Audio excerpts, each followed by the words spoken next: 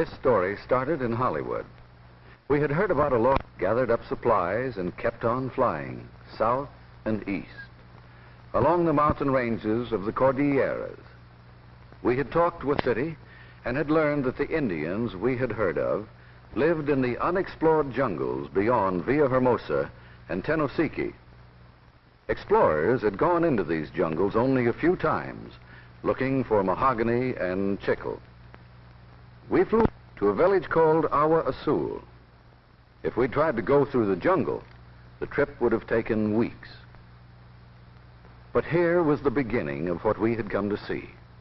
We were on the Agua Azul River, a branch of the Usumacinta. This is a village of the Lacandon and direct descendants of the ancient Mayas. And according to legend, when the Spaniards conquered Mexico over 400 years ago, the Lacandones were never conquered, but they were forced to move deep into the jungles, and there they have remained ever since. We made friends with the Lacandones and asked if we could live among them. They offered to take us into the deepest part of the jungle, where few outsiders have ever been, and where we could see how the Lacandone lived, not as a tribe, but as single families scattered throughout the jungle. We were going only about 40 miles, but 40 miles in the jungle is a long, long way. Sometimes we had to cross the same stream a dozen times. The days were hot and muggy, the nights cold.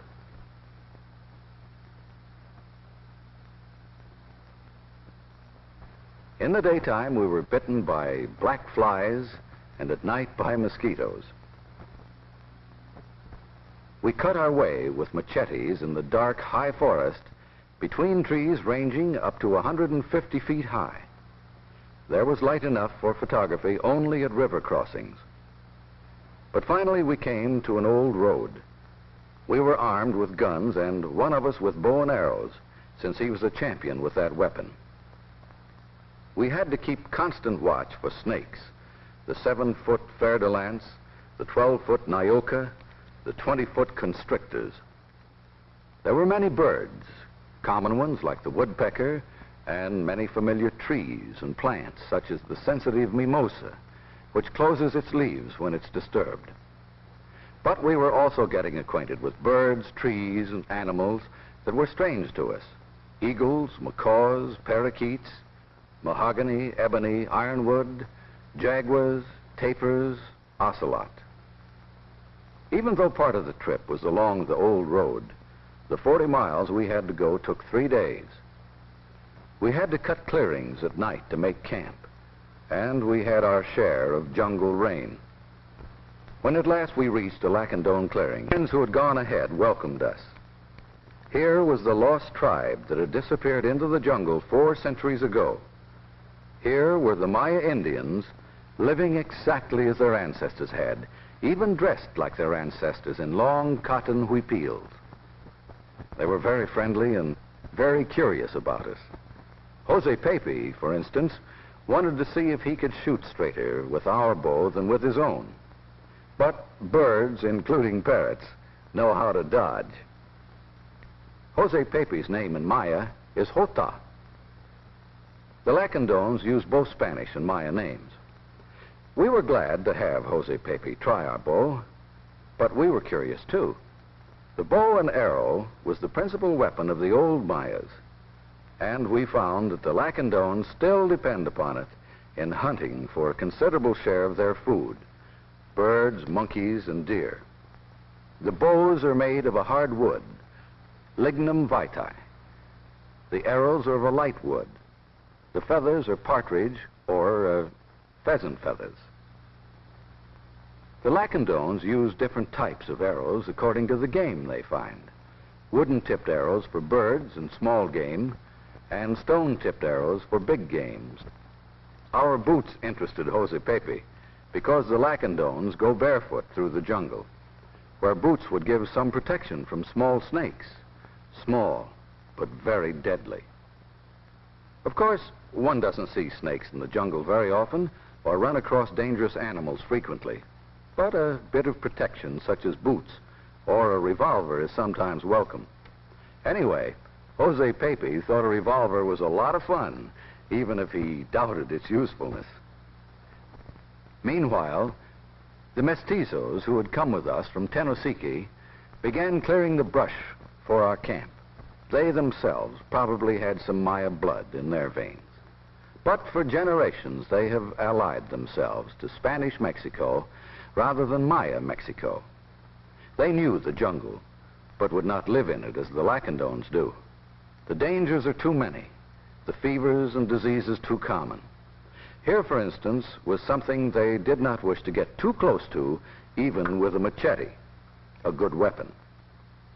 A wild boar has sharp tusks, and it's mighty fierce.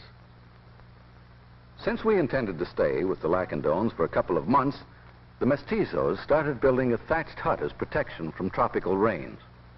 Their manner of building it was the same as that the Maya had used for over 2,000 years.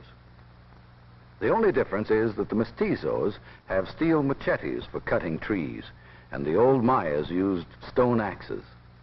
The construction is the same. The trees are cut so that the forks form the joints. The frame of the hut is held together not with nails, but with jungle vines. The vines are as flexible as rope and almost as strong. The structure is solid, and from the posts the Mayas can sling the hammocks they sleep in.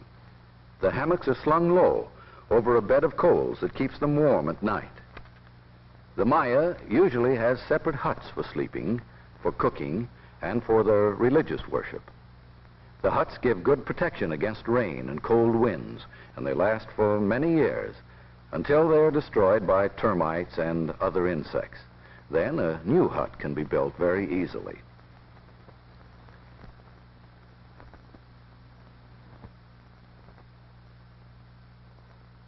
The covering of the hut is gotten as readily as the timber. It's simply palm fronds cut from small palm trees in the jungle and gathered up in bundles. The building of a hut is a marvel of simplicity and ingenuity.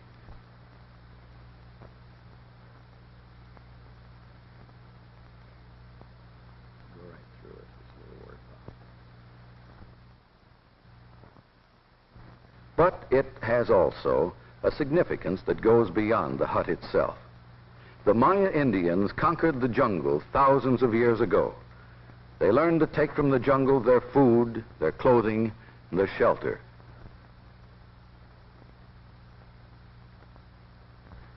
But their culture crumbled, and all that is left is ruined buildings and what is remembered by surviving Mayas on the flatlands of Yucatan, in the mountains of Guatemala. Jose Pepe and his wife, drinking cornmeal mixed with water, represent Maya Indians who have slipped back to the level of culture that their ancestors were in before the Maya civilization began.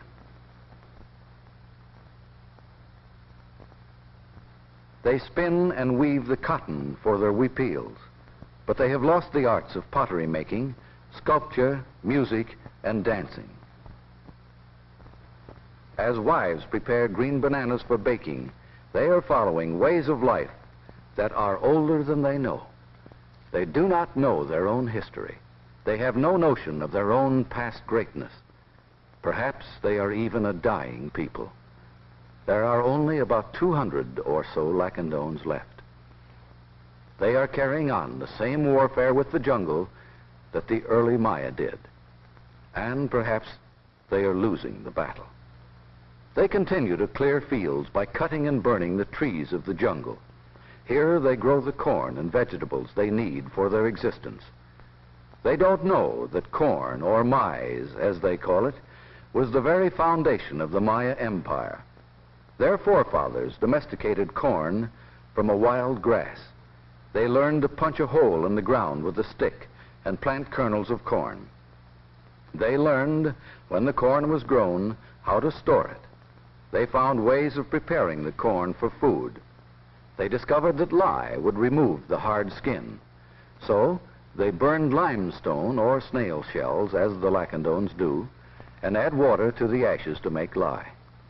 Yesterday this corn was purple. Today, white.